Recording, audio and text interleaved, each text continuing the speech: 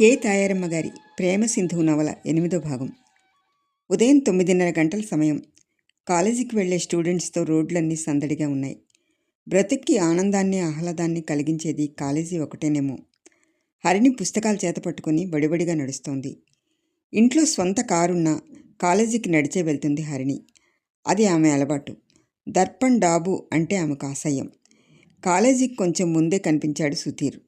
సుధీర్, నాకోసమే ఎదురుచూస్తున్నావా? ఉత్సాహంగా ప్రశ్నించింది హరిణి. మౌనంగా తలదించుకున్నాడు సుధీర్. ఏం సుధీర్ అలా ఉన్నావు? సుధీర్ భుజం తట్టి ప్రశ్నించింది హరిణి. ఏం లేదు హరిణి, మనం కాలేజీకి వెళ్ళొద్దు, పదపోదాం అన్నాడు. ఏ? నేనేమీ చెప్పలేను హరిణి. ఈరోజు కాలేజీకి వెళ్ళకపోతేనే మంచిదని నా అభిప్రాయం అన్నాడు ఎటో చూస్తూ. మనసులో ఏదో భావం కదలాడగా, మనం ఈరోజు కాలేజీకి వెళ్ళి తీరవలసిందే సుధీర్ అంటూ ముందుకు నడిచింది హరిణి. ఆమెను అనుసరించాడు సుధీర్. కాలేజ్ ముందు గుంపుగా చేరి ఏవేవో మాట్లాడుకుంటున్నారు స్టూడెంట్స్. ఆ గుంపుని తప్పించుకొని అటువైపుగా వెళ్ళిన హరిణి తుళ్ళిపడింది. అక్కడ గోడల నిండా అసభ్యకరమైన బొమ్మలు, అసభ్యకరమైన రాతలు కనిపించాయి. తాతయ్య పెళ్ళి అంటూ గోడ మీద తాటికాయలంత అక్షరాలతో రాసి ఉంది. ఇంకా ప్రఖ్యాత రచయిత్రి మందాకిని గారితో తెలుగు లెక్చరర్ రామశర్మ గారి ప్రేమాయణం. హౌరా, ఏమి ఈ కాల వైపరీత్యం అంటూ బుగ్గలు నొక్కుకున్నారు ఓ స్టూడెంట్ చిన్న హాస్యాన్ని మేళవించి. అందాల భామ హరిణి మీద కన్ను వేయకుండా ఆమె తల్లికే ఎసరు పెట్టాడు గురుడు ఇంకొకడన్నాడు. ఒక్క క్షణం కూడా అక్కడ ఉండలేకపోయింది హరిణి. గిర్రున వెనుతిరిగింది. ఆమె వెనకే బయలుదేరాడు సుధీర్. దారిలో రామశర్మ ఎదురైనా ఆ ఇద్దరూ విష్ చేయలేదు. హరిణి అడుగులు బరువుగా పడుతున్నాయి. దుఃఖోద్వేగంతో గుండె వేగంగా కొట్టుకుంటోంది. నీరు నిండిన కనులు దారి అగమ్యగోచరంగా ఉంది. అది రోడ్డు కాకపోతే సుధీర్ని వాటేసుకుని ఉండేది. తనకి సుధీర్ దగ్గర ఓదార్పు లభిస్తుంది, దుఃఖోపశమనం లభిస్తుంది. కానీ సుధీర్ మాత్రం వయసులో ఏమంత పెద్దవాడు? తనకంటే 1-2 ఏళ్ళు మాత్రం వయసులో పెద్దవాడై ఉంటాడు. ఎందుకో సుధీర్ ముఖం చూడాలంటే సిగ్గుగా ఉంది. తల్లి అనే పదానికి ఓ పవిత్రమైన అర్థం ఉంటుంది. కానీ తన తల్లి విషయంలో అది లోపించింది. విధి వైపరీత్యం అంటే ఇదే కాబోలు. సన్నని వేదాంతం చోటు చేసుకుంది ఆమె అంతరంగంలో. ఎందుకో ఇంటికి వెళ్ళాలనిపించలేదు. సుధీర్, ఏ మార్నింగ్ షోకి అయినా వెళ్ళిపోదాం అంది. వద్దు, మా ఇంటికి పోదాం అన్నాడు సుధీర్. ఎప్పుడూ తన ఇంటికి తీసుకెళ్లమన్నా ఏవో కారణాలు చూపించేవాడు సుధీర్. కానీ ఈరోజు తనని ఆహ్వానిస్తున్నాడు.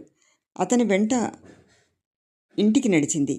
ఇంట్లోకి అడుగు పెడుతూనే, అమ్మా, ఎన్నాళ్ళుగానో మన ఇంటికి తీసుకొస్తానన్నానే హరిణి, ఆమె ఈ అమ్మాయే అంటూ ఓ నడి వయస్కురాలకి పరిచయం చేశాడు సుధీర్. హరిణి ఆమెకు నమస్కరించి అక్కడే ఉన్న సోఫాలో కూర్చుంది.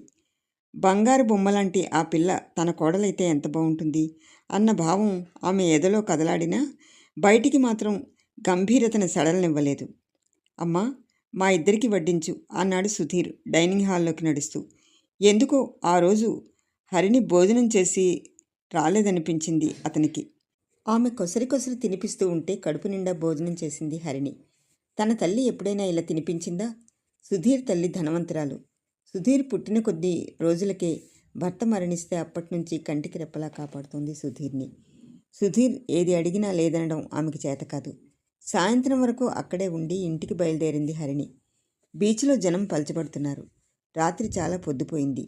విశాఖ అంత నీలాల నింగిలో చుక్కల ముగ్గు పెడుతోంది. ఆ సమయంలో రామశర్మ ఒళ్ళో తలపెట్టుకుని పడుకుని ఆకాశపు సోయగాలు తిలకిస్తోంది మందాకిని. నిర్మానుషంగా తయారైంది ఆ ప్రదేశమంతా. ఓ సముద్రపు హోరు తప్ప మరేమీ వినిపించడం లేదు. గంగా, నువ్వు ఇలా వచ్చినందుకు రాఘవరావు గారు బాధపడతారు, నువ్వెళ్ళు అన్నాడు రామశర్మ మందాకిని లేపుతూ. అవధాని, సమాజపరంగా రాఘవరావు నా భర్త. అనురాగం ఉందో లేకో ఆయనతో కాపురం చేసినా దానికి ఫలితంగా బిడ్డ తల్లినయ్యాను. అంత మాత్రం చేత ప్రేమని విడిచిపెట్టాలా? ఇలా నిన్ను చూస్తూ యుగాలు గడిచిపోని అవధాని, అతని మెడ చుట్టూ 2 చేతులు వేస్తూ అంది మందాకిని. మౌనంగా ఉండిపోయాడు రామశర్మ. రామశర్మలో ఆలోచనలు సుళ్ళు తిరుగుతున్నాయి. తను ఉద్యోగరీత్యా ఈ ఊరు రావడం పొరపాటైందా? తను ఏనాడో పోగొట్టుకున్న పెన్నిధానం మళ్ళా తన కళ్ళ పడింది. కానీ అది తనకు అందుబాటులో లేదు. అది ఇంకొకరి అధీనంలో ఉంది. ఇప్పుడు తన కర్తవ్యం. అవధాని, ఏమిటి ఆలోచిస్తున్నావు? ఏం లేదు అవధాని, మనమిద్దరం ఇలా ఎక్కడికైనా పారిపోదామా? ఉన్మత్తురాలిగా ప్రశ్నించింది మందాకిని. గలగలా నవ్వాడు రామశర్మ. మరి కొన్నాళ్ళు పోనీ గంగా, కాషాయ వస్త్రాలు కట్టుకుని మరీ పారిపోదాం. హేళనగా ఉందా అవధాని? లేదు, జీవిత సత్యం చెప్తున్నాను. ఒకనాటి మన ప్రేమ సామ్రాజ్యం విచ్ఛిన్నమైంది. కాలగమనంలో బ్రతుకుబాటలు వేరైనాయి.